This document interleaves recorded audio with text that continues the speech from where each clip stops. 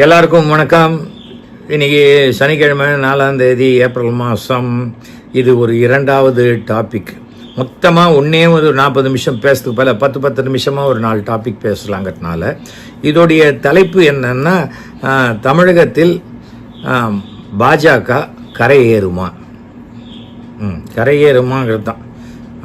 அதுக்கு மேலே டைட்டில் இந்த தலைப்பு. அதுக்கு வேணா எப்படி வேணால் தம்ப்லைன் என்ன வேணால் போட்டுப்பீங்கன்னு எனக்கு தெரியும்.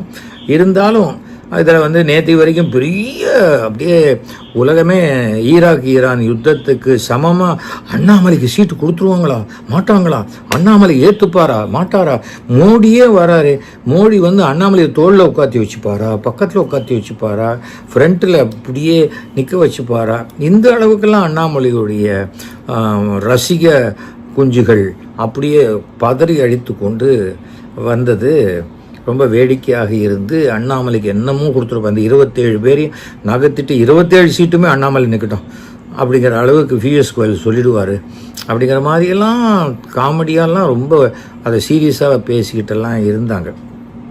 ஆனால் கடைசியில் அண்ணாமலைக்கு சீட்டு இல்லை பெப்பே அப்படின்ட்டாங்க டெல்லி. இதுக்கு என்ன காரணம்? அண்ணாமலையை பொறுத்த வரைக்கும் அண்ணாமலையே இந்த பதவியில் இருந்தால் நான் கூட்டணியே கிடையாதுன்னு எடப்பாடி சொல்லிட்டார். அப்புறம் அண்ணாமலையை நகர்த்தி நயினார் நாகேந்திரன் தலைமை பதவிக்கு அவர் மட்டுமே அப்ளிகேஷன் கொடுத்து அவர் தான் தேர்ந்தெடுக்க போகிறார்னு அவருக்கு கமலாலயத்தில் 4:15 மணிக்கு தெரிந்த பிறகு 4:30 மணிக்கு வீட்டிலேருந்து கிளம்பி ஐடிசிக்கு போனார் எடப்பாடி அவர்கள். அன்றைக்கே எடப்பாடி அவர்களை பற்றி இந்த அதிமுக என்ன, எடப்பாடி யாரு அப்படிங்கிறத பிஜேபி கணிக்க தவறி விட்டார்கள். எடப்பாடி மேலே கேஸ் இருக்குது, எடப்பாடி ஏதாவது பண்ணினா அப்படியே மடக்கிடலாம், அப்படியே கதற வச்சிடலாம், மண்டி போட வச்சிடலாம். கட்சிக்குள்ளே நடக்கக்கூடிய பல விஷயங்கள், கூட்டணியில் கட்சி தலைவராக ஜெனரல் செக்ரட்டரியாக அவர் செய்வார்னு டெல்லி எதிர்பார்த்தது மிகப்பெரிய தவறு. அது மிகப்பெரிய ஏமாற்றத்தையும் கொடுத்தது. பொதுவாகவே வட இந்திய அரசியல்வாதிகளுக்கு தென்னாட்டு அரசியல்வாதிகளை பற்றி கொஞ்சம் எளப்பமான ஒரு கருத்து உண்டு. அதை மூஞ்சியில் கரியை பூசிக்கிட்டா கூட அதை தொடச்சிட்டு திருப்பியும் அதே மாதிரி முட்டாளத்தை தான் அவங்க செஞ்சுக்கிட்டே இருப்பாங்க. அது யாராக இருந்தாலும் சரி, அது வட இந்திய அரசியல்லாம், அது பிஜேபியாக இருந்தாலும் சரி, காங்கிரஸாக இருந்தாலும் சரி, அவங்களுக்கு இது கிரவுண்ட் ரியாலிட்டியே தெரியாது. அவங்களுக்கு தெரிஞ்ச 3-4 பேரை வச்சுக்கிட்டு, என்னப்பா இன்றைக்கி துபாயில் மழை பெய்யுமா அப்படின்னு யாரையா கேட்டா, அண்ணா பெய்யுண்ணா அப்படின்னு இங்கே இருக்கிறவங்க சொல்கிறத நம்பிட்டு இருந்தான்னு வச்சுக்கோங்களேன், அது எப்படி சரியாக வரும்? அதுதான் இதில் பெரிய தப்பாச்சு. கூட்டணி ஆட்சி அப்படின்னு ஒவ்வொரு தடையும் அமித்ஷா அவர்கள் சொன்னாங்க. அவருடைய ஆசைப்படி கூட்டணி ஆட்சி அவருடைய வட மாநிலங்களில் வேணால் நடக்குமே தவிர திராவிட மண்ணான தமிழ்நாட்டில் வாய்ப்பே கிடையாது. இங்கே வாய்ப்பு கிடையாது. இப்போது 200 சீட்டு ஜெயிப்போன்னு திமுக சொல்கிறாங்க. நான் 210 ஜெயிப்பேன்னு இவர் எடப்பாடி அவர்கள் சொல்கிறாங்க. இவர் 235 ஜெயிப்பேன்னு விஜய் சொல்கிறாரு. இன்னும் சில பேர் ஆர்வ கொள்ளலாம், நான் 250 கூட ஜெயிப்பேன் அப்படின்னு கூட சொல்லலாம்.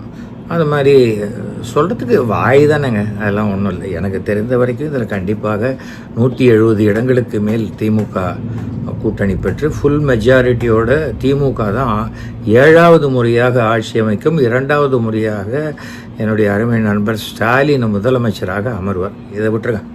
இப்போ நம்ம போகிற டாப்பிக்கை அண்ணாமலைக்கு கொடுக்கல.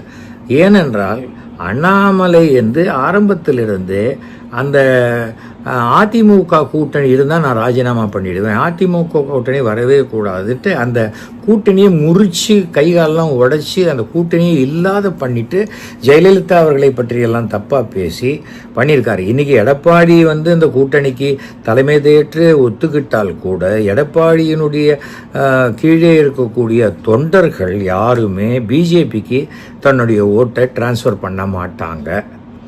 ஓகே, தவிர இவங்க கேட்ட 27 தொகுதி கொடுக்கவே இல்லை. காங்கிரஸை விட நீங்கள் ஒரு சீட்டு குறைச்சல் தான் இங்கே அப்படிங்கிறத ப்ரூவ் பண்ணி 28 சீட்டு டிஎம்கே கொடுத்தா நான் 27 தான் கொடுப்பேன் அப்படின்னு 27 முடிச்சிட்டாரு. எங்கே முடிச்சிட்டாரு? எங்கெல்லாம் வந்து பிஜேபியே ஒன்றுமே இல்லை, 10 பேர் 15 பேர் இருக்காங்க, ஒரு கொடி கம்பம் கூட நட முடியாத இடம், அந்த இடத்துலலாம் பிஜேபிக்கு கொடுத்துருக்குறாங்க. பிஜேபியும் எப்படின்னு சொன்னாக்க, யார் தலைவரோ அந்த தலைவர் அண்ணாமலை இருந்த வரைக்கும் அவர் வந்து பிரபலப்படுத்தினார் பிஜேபியை. ஆனால் அதைவிட தன்னை முன்னிலைப்படுத்தி கொண்டு தனக்கு விசுவாசிகளை சேர்த்து கொண்டாரே தவிர பிஜேபிக்கு விசுவாசிகளை சேர்க்கிற அவர் பிஜேபியில் தலைமை பொறுப்புக்கு வந்த உடனே செஞ்ச ஒரே ஒரு விஷயம், ஒரு பிராமணன் கூட இந்த கட்சியில் எந்த பதவியிலும் இருக்கக்கூடாதுன்னு சொல்லி அத்தனை பேரையும் ஒழிச்சு கட்டினார். ஆர்எஸ்எஸ்ல அது பண்ண முடியல, ஆனால் இதை ஒழிச்சு கட்டினார். இதில் தப்பிச்சது வந்து பலியானது வந்து கேடி ராகவன், தப்பிச்சது வந்து எஸ்ஆர் சேகர், திருப்பதி நாராயணன். 2 பேருமே பர்சனல் இண்டிவிஜுவல் ஒரு குவாலிஃபிகேஷன் இருந்ததுனால தப்பிச்சிட்டாங்க. அங்கே கையை வைக்க முடியல அவங்க 2 பேர் மேலேயும். அதனால் ஆனால் அவங்களுக்கும் வேறு எந்த சீட்டும் இல்லாத மாதிரி பார்த்துக்கிட்டாரு. கேடி ராகவனையும் சீட்டு இல்லாத பார்த்து இது அந்த மாதிரி அப்படியே 2024 வரைக்கும் அப்படி தான் பண்ணி இவர் வெளியில் போன பிறகு நயினார் வந்தோன்னே இவர் பண்ண அரசியலை நயினார் இவருக்கு ஆப்பு வச்சு பண்ணிட்டார். ஏன்னா நயினார் அந்த 4 கோடி ரூபா மாட்டினதுக்கு இவர் தான் காரணம் ஒரு பேச்செல்லாம் இருந்தது. அண்ணாமலையாரில் தான் அவர் மாட்டினார்ன்றது இருந்தது, அதெல்லாம் இருந்தது. அப்புறம் வந்த உடனே இவர் செருப்பு போட்டுக்க மாட்டேன்னு சொன்னோன்னே ஒரு ஜோடி செருப்பு வாங்கி கொடுத்தாரு, இது வச்சுக்கங்கன்னு. செருப்பை யாராவது வாங்கிப்பாங்களா? செருப்புங்கிறத தரித்திரம் போகிறதுக்காக தான் யாருக்காவது நம்ம டொனேட் பண்ணுவோம். அதை போய் வாங்கினார் அண்ணாமலை. அது என்றைக்கு அந்த செருப்பை வாங்கினாரோ அது தெரியல. இந்த பிஎஸ் கோயல் மாதிரி ஆட்களுக்கு தமிழக அரசியல் தெரிய வாய்ப்பே கிடையாது. அவங்க வந்து இங்கே பேசிகிட்டு இருக்காங்க, வாரிசு அரசியலே இல்லாத கட்சி. வாரிசு அரசியல் என்ன? வாரிசு அரசியல் இல்லை. இந்த துரைசாமி இருக்கார் இல்லையா, விபி துரைசாமி, அவருடைய மகனுக்கு தான் சீட்டு கொடுத்துருக்காங்க. அது வாரிசு இல்லையா? அவரோட வாரிசு இல்லையா? அது மொடக்குறிச்சி ஜெயலட்சுமியா அவங்களுடைய மருமகளுக்கு சீட்டு கொடுத்துருக்காங்க. அது வாரிசு இல்லையா? அவர் என் வாரிசு கிடையாது, என் மகனுடைய மனைவி தானே. அது எப்படி எனக்கு வாரிசாக முடியும்? நான் மாமியார் மருமகை சண்டை போட்டுப்பேன் அப்படின்னு வேணால் அவங்க சொல்லிக்கலாம். அப்புறம் இந்துத்துவாக்காக அடிக்கடி கடவுளையே நான் காப்பாற்றுறேன் அப்படின்னு குரல் கொடுக்கக்கூடிய காடேஸ்வரம் சுப்பிரமணியன் அவருடைய மகனுக்கு கொடுத்துருக்காங்க. இதெல்லாம் வாரிசு அரசியல் இல்லையா? வாரிசு அரசியலை பற்றி பேச எந்த யோகியதையும் இல்லாத ஒரு கட்சி தான் பிஜேபி. வாயை திறந்தா போய் என்ன சொல்லி ஓட்டு கேட்பாங்க? இப்போ தாங்க நாங்கள் 50 ரூபா விலை ஏற்றிருக்கோம் கேஸுக்கு, கொஞ்சம் வேணாலும் வெயிட் பண்ணுங்கள், எலெக்ஷன் டேட்டு முடிச்சு ஓட்டு போடுங்களேன், 100 ரூபா ஏற்றுவோம், அப்படியே பெட்ரோல் விலை ஒரு 50 ரூபா ஏற்ற போகிறோம், தமிழ்நாட்டுக்கு எந்த பண உதவியும் நாங்கள் செய்ய மாட்டோம், அப்படியெல்லாம் இருக்கிற எங்களுக்கு நீங்கள் ஓட்டு போட மாட்டீங்களா அப்படின்னு என்ன பேசி கேட்பாங்க? இல்லை ஜெயலலிதா புகழ பாடுவாங்களா?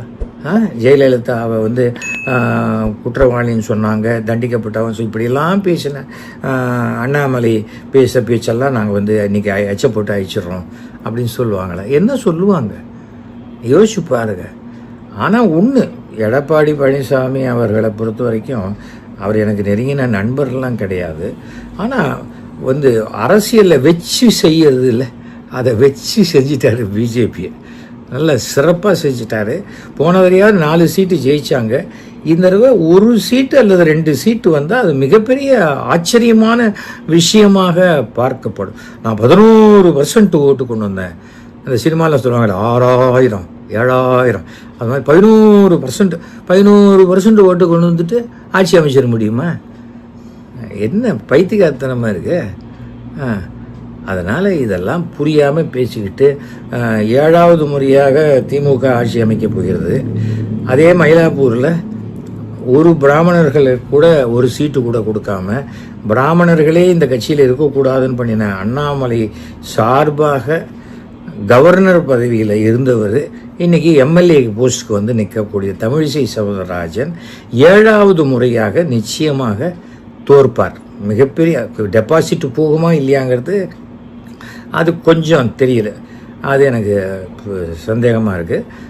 போகிறதுக்கு உண்டான வாய்ப்பும் இருக்குது. ஆனால் இவங்களுக்கு இந்த 7-8 பேரை தவிர வேறு ஆளே இல்லையா பிஜேபியில்? அது என்னமோ கொள்கை ரீதியான கட்சி, பொன்னாக்கு புடலங்காய் இதெல்லாம் பேசுகிறாங்க. என்னது இது?